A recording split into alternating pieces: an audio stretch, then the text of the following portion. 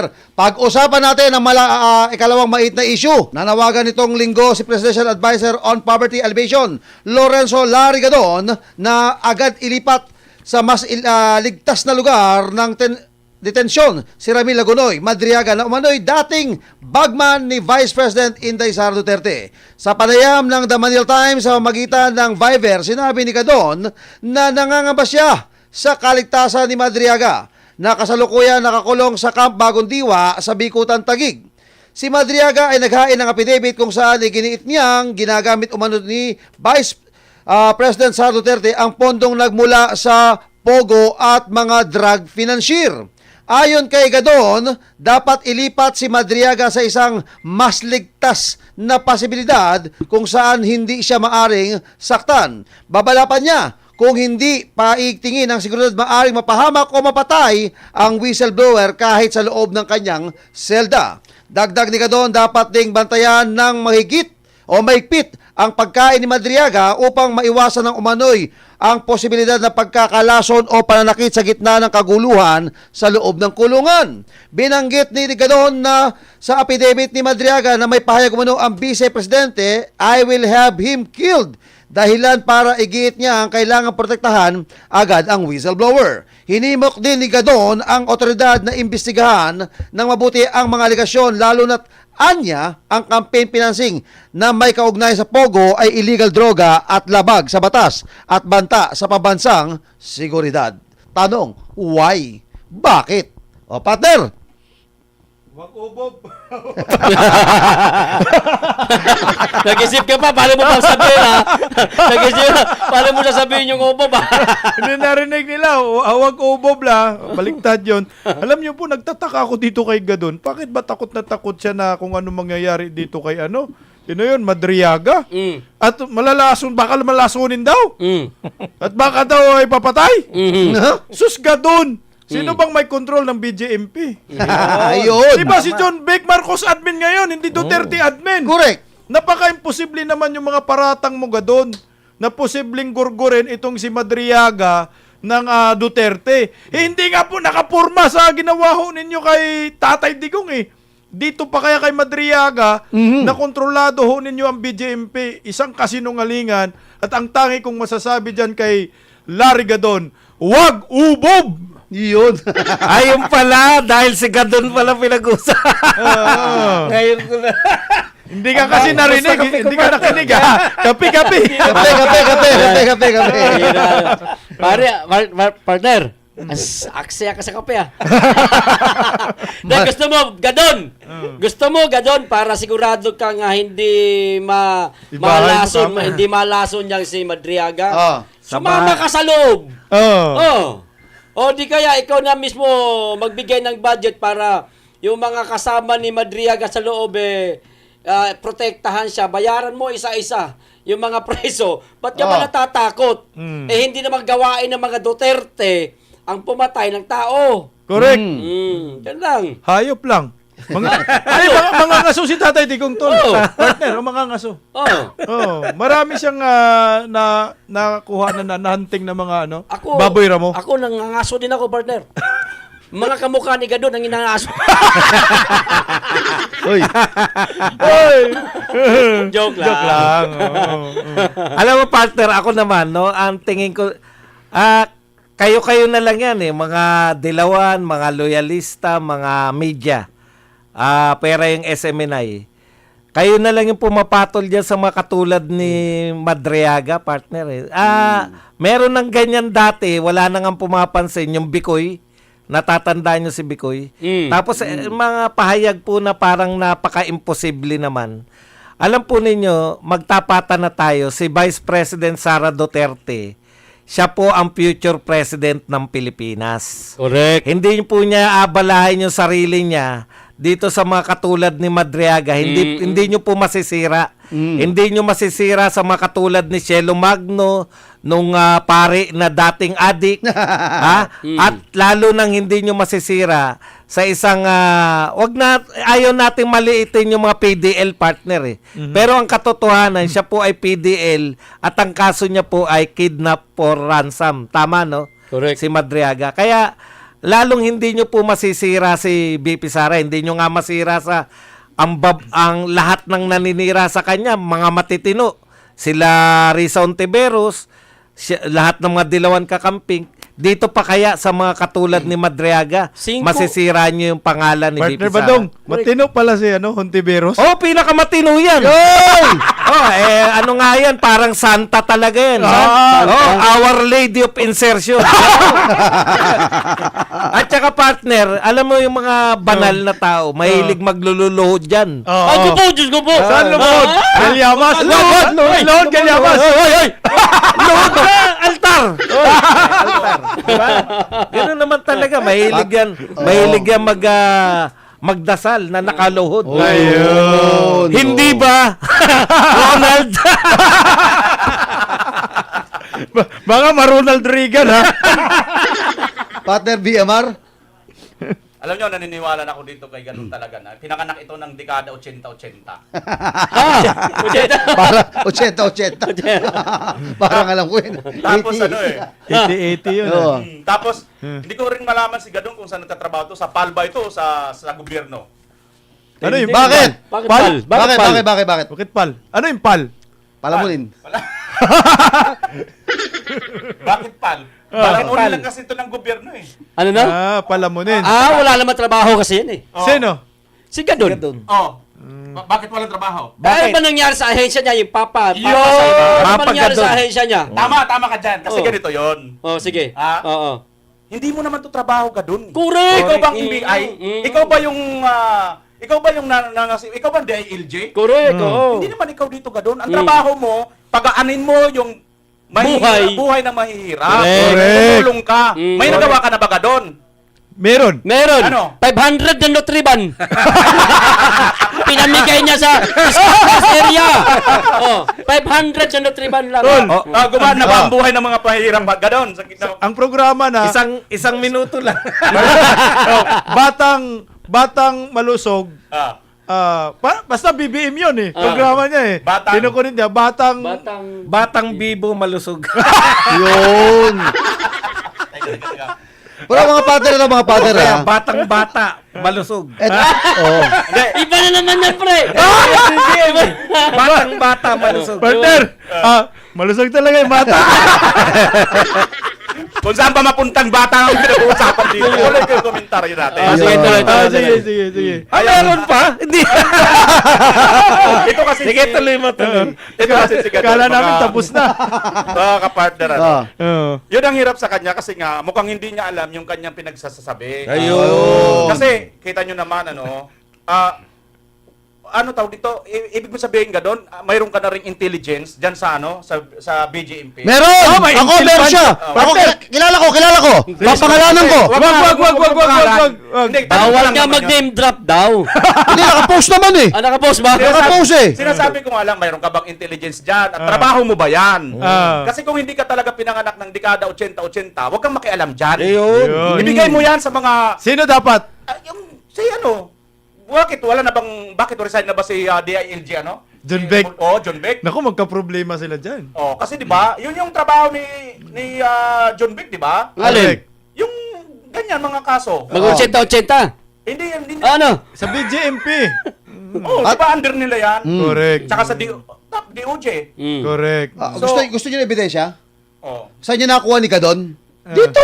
Hindi nakita Wag to. mo babanggitin, sisikat lang yan eh. Hindi, pasikatin natin. Alam Sino niyo ba bakit? Papakita natin. Ang sabi kasi dito, mga kabayan, ito ha. Pinigilan mo na. Ayaw papigil. Hindi, alam niyo bakit? Ah. Para malaman ng taong bayan saan yung intel niya. Yan ang intel niya. Ito yung intel eh. Ah. Yung pinagmulan ng Marites na ganito, Ah. na may di umano na papatay, gugurgur dito kay Madriaga. Ngayon mga kabayan, ngayong araw ito, nakapost ko sa social media to ha. Maaari sa comment section, pakikuman nyo, maunahan nyo kami. Ito po yung dati pong loyalista na lumipat sa mga Duterte. Wag mo bakit ng pangalan, baka sumikat. Okay. Pangalan lang, wag diretsuhin. Yung bungangera. Yung bungangera. Talakera. May intel spy si Sara sa loob ng BJMP, babae na pulis. Nasa loob ng Annex 2. Aba. Pag may nangyari kay Ramil Madriaga, alam na this. Kundi lalasunin, gagawa ng riot sa loob. Sandali. Tulungan palabasin. Sino Napatay nag-post? ayan. Oh. Hindi ba, ayan no? Oh. Sandali, alias na lang natin yan. Alias na lang natin to. Sandali, ito ang alias natin dyan. Oh, Bading. Bading. Kasi may Wag naman niya pangalan na yan. Masasaktan kumpare ko. Oo, pamira naman kayo. Wag ganun. Ganito, bibigyan natin Oh, sige. Rason ko bakit ko tinawag na bading? Kasi marami pong guding. Siya yung bad. Siya yung bad. Yan, bading. Ito yung Ayun. pinagkuhanan ni Gadon Bading. eh. Ito yung pinagkuhanan niya eh. Sa kanya unang pumutok ang issue ito. Pero, Sandali, partner Oh. ha. Linilahuin ko lang. Wala po akong sama ng loob sa mga sa mga ganyan. LGBT. Oh, sa mga ganyan kasi ganyan din ako eh. Partner, naalala ko yan, yung nabanggit ni Travelers, yung rally doon sa Liwasang Bonifacio, sabi niya buntis daw siya. Ah! Tapos ako daw yung tatay. Si Bista kanta, ikaw. Ako naloko na. Nagulat Tayo ako doon eh. Ah. Sabi ko, ha? Ang bihira, buti na lang, hindi ko binigay yung messenger ko. Alam nyo pala, ngayon ko na pagtanto partner kung bakit umalis sa atin yun. Bumalik doon. Kasi talagang magkakapares pala sila ng mga utak. yun. At saka partner, ito, itong, sinabi na nga ni partner Bistak, sabi niyo na nga, may hawak po ng BJMP, DILG. Ang may control dyan. Baka bigla ho maganyan ho itong si Ramil, may mangyari to. Naka-advance na sila eh. Di ba? Wag ho kayo nagpapaniwala dyan. Kung may mangyari ho kay Ramil, wala ho pananagutan sa nakikita ko si Vice President Sara Duterte. Sila ho ang may gawa. Partner, ako kay BP Inday Sara, total may ganyan mga salita na nilalabas yung ibang tao. Kasuhan na. Oo, dapat gawan ni BP Inday Sara na aksyon. Kasi mahirap talaga, tama yung sinasabi mo, partner Dan. Halimbawa, sadyain nila talaga na merong gawin silang masama kay Ramil, pwede na lang ibintang yan kay Inday eh. Correct. Oh, si Inday, nako, hindi niya naman gawain yan. Pero, Pero partner, kahit pa man gawin nila yan, walang direktang pananagutan si BP Inday. Una dyan, yung guardian nga doon. Correct. Oo, Kasi tama. nandun sa kanilang pangangasiwa yan. Oo, may bantay naman So, eh. ibig mo sabihin, yung mga nandun nagbantay sa kanila, tanga-tanga. No. Correct. Pasintabi sa words kung mangyayari yun. Correct. Tsaka partner, kung ganyan pa ang ugali ng mga Duterte, bakit buhay pa si Trillanes? Correct. Ayun! Bakit si Laila de Lima nagiging kongresista pa? Oo. ito kasi ganito nangyari dyan. Sa akin lang pananaw ko lang ito, opinion ko lang to personal. Ito kasi malos nakasama namin ito eh. Nakasama namin sa Maisog ito. Nakasama natin. Nagko-cover, pumunta pa to. Yung bad na yan, yung bad. Hindi, yung tutukoy ko. Yung Nalilito na tuloy ako eh. kape. Hindi. Nakasama natin sa Maisog yung pinagkuhanan ng intelligence ni Gadon. Kadon, oh. O yung pala, kumakalap ng impormasyon, sa bandang huli, siya pala yung salot, siya yung maninira. Okay? Alam nyo, Oo. hindi ko nakasama yan. Hindi ako naniniwala na pinagmumulan niya ng mga intelligence ng kung sinong tao. Napaka lang yan, 'di ba? Napakaliit na tao Tao niyan yan. para sa kanya magmula yung mga Intel. galing kay Gadon, Oo. yung sinasabi ni Gadon. Pare-pareho sinasabi sila Laila de Lima sila. Tapos galing lang diyan sa Oo. hindi. Alam niyo, partner, O pwede gumawa ng kwento. Kaya nga, imposible nga yan na yan yung pagmumula ng lahat ng Partner, yan. Hindi ako naniniwala. parang script lang yan. Script nila lahat. Ginulo lang nila. Tapos gawa-gawa. Para magmukhang totoo ba, partner? Maraming Aba, nalalabas. speaking Ang of problema nila, partner, wala naniniwala na sa kanila. Yan ang Kahit na problema anong nila. paninira nyo kay BP Sara, actually, promotion pa to ni BP Sara. Yes, Lahat ng ginagawa ninyo, lalo nyong pinopromote. Swerte ni BP Sara. Ang sabi niya, di ba wala siyang PR, wala siyang binabayaran. Wala siyang binabayarang media. Talagang mga vlogger na to, yung mga kami, kala nyo, Organic. wala talaga kami. Hindi nga hindi nga ako kilala ni BP Sara eh. Ang point ko lang dito, napakaswerte ng mga Duterte kasi walang ibang option ng tao. Ang option nyo ba, manatili yung ganito, magkampihan sila para manatili yung ganito, pati yung budget. Galing na sa kanila na gandahan natin yung pagbabudget ngayon, gawin nating malinis. Nung gusto ng Senado na gawing malinis, gustong ibalik sa dati. Para saan pa lahat? So, eto po lahat ng to, promotion ni BP Sara. Exactly. Congrats, Father BP Villamar. Sara. Yun na nga, kasi nga, ang nangyayari dito, parang makaano lang, no? Makabato lang sila ng issue at paninira kay BP Sara. Hindi nila alam, lahat ng ito ay mabilis lang nagbabackfire sa kanila. Correct. Kasi hawak na hawak ni BP Sara ang katotohanan, mga kapartner. Hindi pala PSD, security pala. Security guard eh. Ang ano? Ito ha. Madriaga. Ito. Dati PSG ang sinasabi ngayon, security Oo, guard na lang. Yan. Sa partner, Ito is Oo. ito kay partner. Yung inilabas natin, actually ito yung ipinakita natin dito na ito po pa lang si Madriaga na sinasabi ho, private security po siya. Lahat naman pag gusto mo mag-security card, makakuha ka naman license eh. Yes. Private siya, kunyari, kumuha ng maging security guard na hindi ka dumadaan ng training at makakuha ng lisensya bilang security. Yan ang trabaho niya. Pero po, yung security tutukoy po dito is PSG. Magkaiba po yun. Tignan niyo yung mga kwento nila, partner, paiba-iba. Pag Oo. napuna, kunwari, sinita siya nila Chika, di ba? Hindi namin kilala yan. Correct. Sila Chika ang kanyang talagang security ni BP Sara eh. Hindi namin, ngayon may bago na naman. Yung sinabing kaklase, hindi naman sinabing kaklase, schoolmate lang. Bakit mo sasabihin na schoolmate kung ang layo ng pagitan ninyo? Correct. Partner, di ba? 1991, elementary pa si Inday. May pinahihiwatig ka doon. Sinabi mo na schoolmate. Correct. Schoolmate yan ni BP Sara. Ibig sabihin, nagtagpo man lang kayo. Never kayo nagtagpo kung elementary pala o high school pala si BP Sara. Ikaw ay low school na. Ang layo nun. Partner ka PL, pwede ko bang basahin tong bago ka magkomento kasi dudugtong to sa komento mo eh. Yung kaya napag-usapan natin na security guard siya kasi sa kanyang affidavit. Correct. Number 8, ang sabi niya kasi, sometime in 2018, I was formally assigned by President Duterte to work for the President Security Group in Malacanang to teach tactical driving and strategic transport courses. Talagang inappoint siya, formally appointed daw siya ni Tatay Digong dyan sa PSD, partner. Pero malaman natin ngayon, kumakalat sa social media, security guard pala siya. Security VIP guard. Ito mga partner, sumagot na. Sumagot na ngayon pa lang. Sino? Ito si Vice President Sara Duterte sumagot na sa Iyan. bagong Flounder case na Iyan. isinampalaban sa kanya. Sinabi ni Vice President Sara Duterte na ang bagong Flounder case na sinampalaban sa kanya ay isa umanong fishing expedition. Ibig sabihin, walang malinaw na ebidensya at naghahanap lang ng maipipilit na kaso laban sa kanya. Fishing expedition daw ang kaso, mga kabayan, ayon sa kanya. So mga kababayan, Father Bisdak, ituloy mo na. PL, tira. Ang isip ko, partner, nandun pa kay Madriaga, nandito na tayo bigla. Ituloy mo. Konektado partner. Konektado yan eh. Konektado, oo. Konektado yan. Tira. Itong fishing expedition, Oo. partner ba dong? Tira mo na. Ay, yung fishing expedition, tsaka optics na naman. Nakita po ninyo, nagdemanda sila agad. Pero makikita po ninyo, sangkatutak, yan po ang pinakamaraming papel na nakita ko na nagdemanda. Talagang optics na optics, isang truck na papel. Mali-malita. Hindi maleta, truck talaga. Talaga na papel. Truck ng papel. L300. Grabe po. Oo, L300. Parang gusto nilang palabasin na eto ganito karami yung Ebidensya. yung ebidensya namin.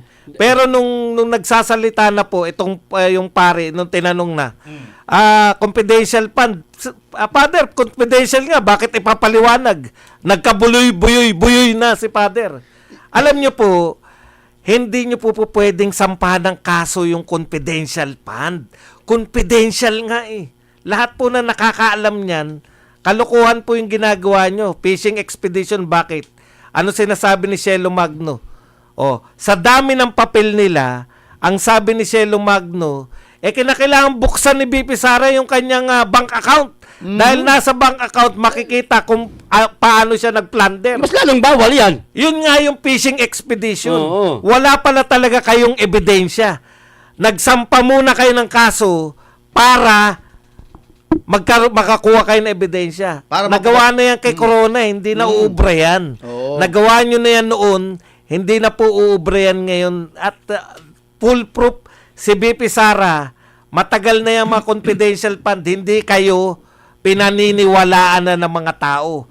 Sabi nyo, accountability, kaya nyo nirereklamo. trilyon na ninakaw. Hindi kayo kumikibo. Ikaw, Father, tsaka ikaw, Shelo, Magno, sa trilyon, wala kayong kibo. Pero sa haka-haka na may plinander si BP Sara, sangkatutak yung pinakita niyong papel. Kaya ito, nagsampa ng patong-patong na papel. Hindi. Walang kaso yan. Dismiss yan. Partner, baka planted lang yung sa ibabaw ba, no? Di, baka O sa ilalim ba? Yun nga duda ko. Yun nga duda ko, partner eh. Oo. Yung ibabaw nun, yun lang yung may sulat. Oo, yung sa Eh, ilalim. wala na. Blanco lahat yun. In short, mga partner, nagsampa ng patong-patong na basura. Oo, patong-patong na papel. Hindi, ito mga partner. Oh. Kukumban, yung kukumban. Nakita na namin yan kay Pacquiao. Ano ko lang doon kay Madriaga kasi may napansin akong mayroon ako napanood na video, past video pa ni Madriaga sa isang pagkakataon na nahuli siya, bigla itong inatake di umano ng epilepsy. Si Madriaga. Oo. Oo. Mga partner, mayroon akong kababata, hindi naman kababata, mas matanda sa akin, na may sakit na epilepsy. Oo. At medyo natsugi na rin yun sa Oo. sakit na epilepsy. Oo, tapos? Na ang epilepsy partner, ano yan, biglaan yan. Biglaan yan, hindi mo alam. So paano ka naging PSG? Na samantalang sa laing ka physical repeat dapat eh. Diba? Oo. Physical Siyempre fit. matitres yan, may sakit ka palang epilepsy. Ilalagay ka ba doon? Dili ka, presidente ba naman ang ano mo, isi-secure mo, tapos may bigla ka na lang nagisa ng gano'n. Correct. Ikaw Sai. tuloy ang binantayan ng presidente. Nadali mo, Diba? partner. Nadali Yung mo. palang partner, isang point na yun. Hindi man ako doktor, pero based yan sa karanasan ko. Yung sinabi lang ni partner Badong, nakaklase. Isipin mo yung 1991, tingnan mo si Inday Sara, kailan ipinanganak? 1978. Oo. 1991. Ilang taon si Inday Sara? 13 anyos. Oo. Yung 1991, partner, Law school. siguro si Inday Sara niya 13. nasa first year high school. Oo. Yun, mga ganun. Oo. Magpe-first year or elementary. Paano yung palusot na schoolmate lang naman sinabi ko? Hindi pa rin yun. Hindi pa rin yun kasi Ay, malayo ang agwat Hindi, eh. nasa affidavit na kasi yun, partner. Di ba, Kaya nga. pinirmahan pa yun, may panunumpa, may notaryo pa. Diyan sila nadali ngayon. Ay, dyan na papasok yung Palsis 1, Palsis 2, Ayan. Palsis Palsis all. 3, 4. Oo. Palsis. Hindi ba hindi naman yun eh. Para kilala ko yung pulses na yun ah. Jesus Palsis. Palsis. Jesus lang. Palsis. Kasi alam mo, ito Latin to. Palsis 1, Palsis 2, Palsis 3, 4! Didiinan mo lang. Sandali, Alright. pasingitin nyo naman magkumpare. Sige. Dating na rin pag-uusapan. Latinin mo, partner. Latinin mo. Pansu Jesus. Ano yun? Ano yun? Palsis Palsu, Jesus. yung palso na Jesus. Palso Jesus. Palso Jesus. Oo, katulad ng Kristo, may mga palso din ng Kristo. Yung ba yung ano? Yung ba yung sandali? Antichrist. Yung ba yung vlogger na ano? Hindi ko alam kung sino yun. Basta merong palso na Jesus. Ah. Bahala kayo kung sino tinutukoy Yung ba yung vlogger? Yung Partner, akala ko kalso. Hindi, balik na tayo dito sa expedition, no? Oy, kukumit ka ba? Oo. Akala namin yun na yun. introduction pa lang yan. Introduction yun. Kita naman Sige, banatan mo, partner. mga kapartner na nang ano lang sila, kumbaga naghahanap lang sila ng may ipupuntos at may bubutas dito kay Vice President. Dahil nga sa itong si Father, mga kapartner, ano ho? Pasintabi Father ha. Anong pare? Ang pangalan, partner? Yung dating adik. Yun nga, partner. Partner, dating addict ang sinasabi. Sinasabing dating addict. Pero partner, ang basyan ko dito sa komentaryo ko, kasi ayon dun sa investigasyon ni Senator Bato, 16 years siya na nag-a-addict habang nandoon siya sa kumbinto. Alam niyo partner, tinuturuan ka theology. Kasama yun sa nagsampa ng kaso, partner, no? Yun nga, oh. Sila nga yun. Sila Siya nga nga yun. yung mukha nung kaso. Si Si Shelo Magno, tsaka yung si Father. Father. Kasi ang kwestiyon ng Father, ang sinabi ni Father doon sa interview, sabi niya, hindi naman daw confidential fund, hindi na po pwedeng buksan at tignan. Teka lang, Sunday Father. Para bang sinabi mo, ha? Yung secret ko, ibinubunyag ko na sa'yo. Sekreto pa ba yun, Father? Hindi na. Hindi na. Yun yung ganun palabasin. Ang galing mo! Di ba? So ngayon, bakit tayo partner na naniniwala